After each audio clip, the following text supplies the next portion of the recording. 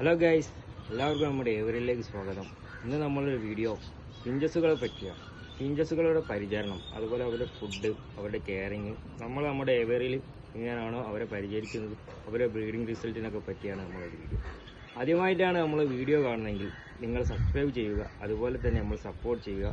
നിങ്ങൾക്ക് പരിചയമുള്ള ബേഡ്സിനെ വളർത്തുന്ന നിങ്ങൾ സുഹൃത്തുക്കൾ നമ്മുടെ വീഡിയോ ഷെയറാക്കി കൊടുക്കുക. ഇതിപ്പോൾ നമ്മുടെ കയ്യിലുള്ള ബംഗാളി ഫിഞ്ചസാണ്. ഇത് നോർമൽ ബംഗാളിയല്ല, ടെസ്റ്റഡാണ്. നമ്മൾ പുതിയതായിട്ട് കൊണ്ടുവന്നതാണ്. അപ്പോൾ അവരെ നമ്മൾ ഏവറിൽ കിട്ടിയിട്ടില്ല. അവർക്ക് എന്തെങ്കിലും രോഗങ്ങളൊക്കെ ഉണ്ടോ എന്ന് നോക്കാൻ വേണ്ടിയിട്ട് നമ്മളിപ്പോൾ കുറച്ച് ദിവസം ക്വാറൻറ്റൈൻ ആയിട്ട് ഇരിക്കുകയാണ്. അതുപോലെ ഒരു ലവ് ബേഡ്സ്, സാധാ ലവ് ബേഡ്സ് ആണ്. അതൊരു ഫീമെയിലിന് വേണ്ടിയിട്ട് നമ്മൾ ജോഡിയാക്കാൻ ഇപ്പോൾ മെയിലിന് നമ്മൾ സെപ്പറേറ്റ് വേറെ സ്ഥലത്ത് നിന്ന് കൊണ്ടുപോകാം, ലൈനേജ് മാറ്റാൻ വേണ്ടിയിട്ട്. നമ്മൾ ബേഡ്സിന് ഒരു പാരൻറ്റിലുള്ള മക്കൾ ഉപയോഗിക്കാൻ പറ്റില്ല.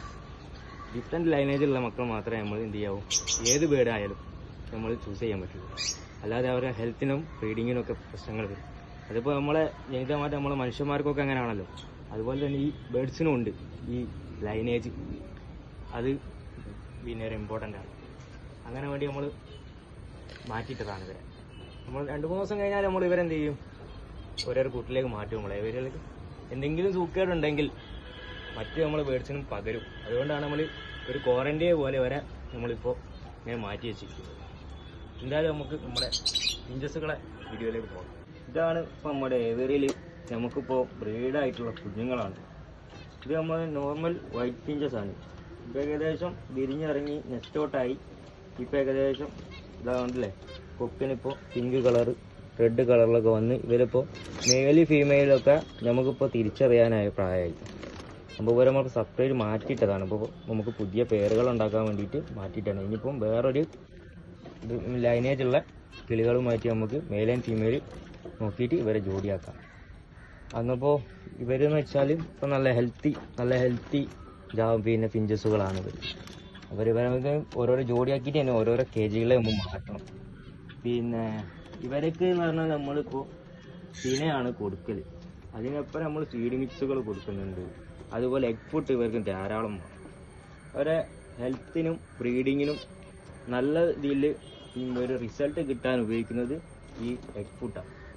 അതുപോലെ മുളപ്പിച്ച ധാന്യങ്ങൾ നമ്മൾ എന്ത് ചെയ്യും, ഈ പയർ, ചെറുപയർ, മമ്പയർ, അതൊക്കെ നമ്മൾ മുളപ്പിച്ചിട്ട് നല്ലവണ്ണം അരച്ചെടുത്തിട്ട് കൊടുക്കും. കാരണം അവർക്ക് കൊത്തി കഴിക്കാൻ മറ്റേ മാതിരി ലവ് ബേഡ്സ്, ആഫ്രിക്കൻ ലവ് ബേഡ്സിനെ മാതിരി വലിയ അഗ്രസീവ് അല്ല, കൊത്തൊന്നുമില്ല. അതുകൊണ്ട് തന്നെ ഇവർക്ക് ഇങ്ങനെ എന്താക്കി നുറുക്കി കൊടുക്കണം, എന്നാലേ അവർ കഴിക്കും. പിന്നെ നമ്മൾ ഇലവർഗ്ഗങ്ങളിൽ തുളസി, പനിക്കൂർക്കൽ, മല്ലിച്ചപ്പ്, ചീരയില ഒക്കെ നമ്മൾ കൊടുക്കുന്നുണ്ട്. അതൊക്കെ അവർക്ക് നല്ല മെച്ചപ്പെട്ട ആരോഗ്യം കിട്ടും. അതുപോലെ നല്ല ബ്രീഡിംഗ് റിസൾട്ട് ഒക്കെ കിട്ടും. അതുപോലെ ഈ ഫിഞ്ചസ് ബേഡ്സിൽ ഏറ്റവും പ്രതിരോധശേഷി കുറഞ്ഞൊരു ബേഡാണ്. പെട്ടെന്ന് സൂക്കേടുകൾ വരാൻ പറ്റിയൊരു ഫിഞ്ചസാണ് ഇവർ. അതുകൊണ്ട് തന്നെ ഇവർ നല്ലോണം നമ്മൾ കെയർ ചെയ്യണം.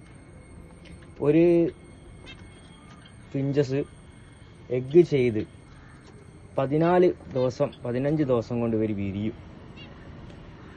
4-5 മുട്ടകളിടും. അതിൽ നല്ലവണ്ണം നമ്മൾ എഗ് ഫുഡ്, അതുപോലത്തെ നല്ല നല്ല പോഷകാഹാരങ്ങൾ നമ്മൾ കൊടുത്താൽ 4 കുഞ്ഞും 5 കുഞ്ഞും ഇറങ്ങുകയാണെങ്കിൽ ആ 5 കുഞ്ഞിനെ നമുക്ക് എന്ത് ചെയ്യാം, വിരിച്ച് ഇറക്കാം, പുറത്തിറക്കാം. ഇന്നിപ്പോൾ നമ്മളെ ഏരിയകളിലും നാടുകളിലും ഒക്കെ ഈ ഫിഞ്ചസിനെ നല്ലവണ്ണം ബ്രീഡ് ചെയ്യിക്കുന്നുണ്ട്. ഇപ്പോൾ നല്ല ഡിമാൻഡുമാണ് ഇവർക്ക്. ഇപ്പോൾ കടകളിലൊക്കെ 500-600 ഒക്കെയാണ് ഇപ്പോൾ പെയറിന് വില. സാധാ ഫിഞ്ചസിന് ഗോൾഡിയോനും ബംഗാളി അങ്ങനെ ട്രസ്റ്റഡ് കുറേ തരം പിന്നെ ഫിഞ്ചസുകളുണ്ട്. അവർക്കൊക്കെ 2000, 3000, 4000 ഒക്കെ മുകളിൽ റേറ്റ് ഉണ്ട്. ഏറ്റവും ഒരു തുടക്കക്കാർക്ക് ഒരു ലോ ബഡ്ജറ്റിൽ വളർത്താൻ പറ്റിയ ഒരു ഫിഞ്ച് വെറൈറ്റി ഈ സീബ്ര വൈറ്റ് ഫിഞ്ചസ് ആണ്, ബംഗാളി ഫിഞ്ചസ്. അതുപോലെ തന്നെ തുടക്കക്കാർക്കും ആദ്യമായിട്ടൊരു ബേഡിനെ വളർത്തുന്നവർക്ക് വളർത്തി ഇതിൽ നിന്നും ബ്രീഡാക്കി എങ്ങനെ അവർക്ക് വളർത്തിയെടുക്കാമെന്ന് പഠിച്ചിട്ട് വേണം മറ്റ് വലിയ ഈ ഫിഞ്ചസുകളിലേക്കൊക്കെ നമ്മൾ പോകാൻ. അതുകൊണ്ട് തുടക്കക്കാർക്ക് ഏറ്റവും നല്ലൊരു ബേഡ് ഈ ഫിഞ്ചാണ് വളർത്തി തുടങ്ങാൻ. ഏത് ബേഡിനെ വളർത്തുന്നത്. ഞാനൊക്കെ തുടക്കത്തിൽ ബഡ്ജീസ് ഇവരിൽ നിന്നൊക്കെയാണ് തുടങ്ങിയത്. ഇപ്പോൾ നമ്മുടെ ഏരിയയിൽ സൺകോനൂർ, അതുപോലെ പൈനാപ്പിൾ കോനൂർ, പിന്നെ ആഫ്രിക്കൻ ലവ് ബേഡ്സ് എല്ലാ വെറൈറ്റി നമ്മൾ ചെയ്യുന്നുണ്ട് കേട്ടോ. ഫിഞ്ച് മാത്രമല്ല, അവരൊക്കെ വീഡിയോ നമ്മൾ എന്ത് ചെയ്യും, ഓരോരോ പാർട്ടായിട്ട് നമ്മൾ ഈ യൂട്യൂബ് ചാനലിലിടും.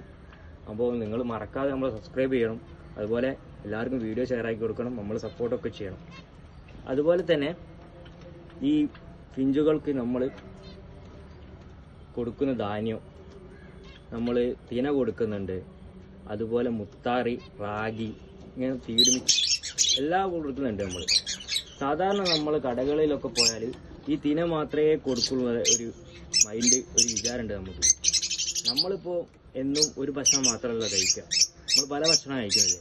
അതുപോലെ തന്നെ നമ്മൾ ഈ ഭക്ഷണങ്ങൾ, ഈ ധാന്യങ്ങൾ ഇവർക്ക് മാറ്റി മാറ്റി മാറ്റി കൊടുത്തു കഴിഞ്ഞാൽ അത് ഇവരെ ഹെൽത്തിനും അതുപോലെ ഇവരെ ആരോഗ്യത്തിനും പിന്നെ ബ്രീഡിംഗ് റിസൾട്ട് കൂട്ടാനൊക്കെ ഏറ്റവും വളരെ ഉത്തമമാണ്. പിന്നെ സ്ഥലപരിമിതി ഇല്ലാതെ ചെറിയ സ്ഥലങ്ങളിൽ നമുക്ക് ഇവർക്ക് വളർത്തിയെടുക്കാം. ഇവർക്ക് വലിയ കേജുകളൊന്നും വേണ്ട. ഒരു അത്യാവശ്യം ഒരു ഫ്ലൈ ചെയ്യാൻ പറ്റിയ ഒരു ചെറിയ കൂട് മതി.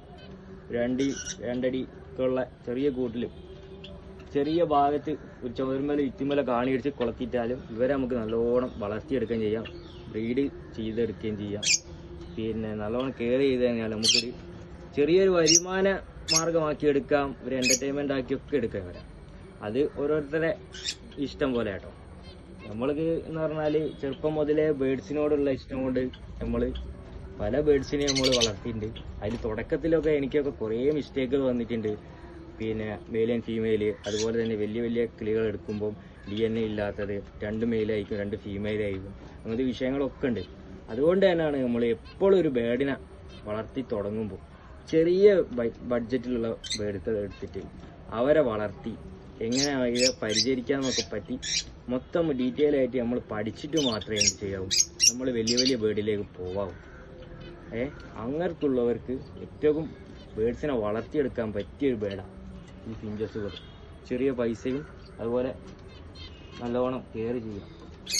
പിന്നെ ഇവരെ പ്രധാനപ്പെട്ട തണുപ്പ് ഇവർക്ക് ഭയങ്കര വിഷയമാണ്. അപ്പോൾ നമ്മൾ തണുപ്പടിക്കാതെ തണുപ്പ് കാലത്തൊക്കെ പ്രൊട്ടക്റ്റ് ചെയ്യാം. അത് നമുക്ക് പ്ലാസ്റ്റിക് കവറൊക്കെ വെച്ച് മറക്കുകയൊക്കെ ചെയ്യാം. അതുപോലെ ഡെയിലി വെള്ളം മാറ്റി കൊടുക്കാം.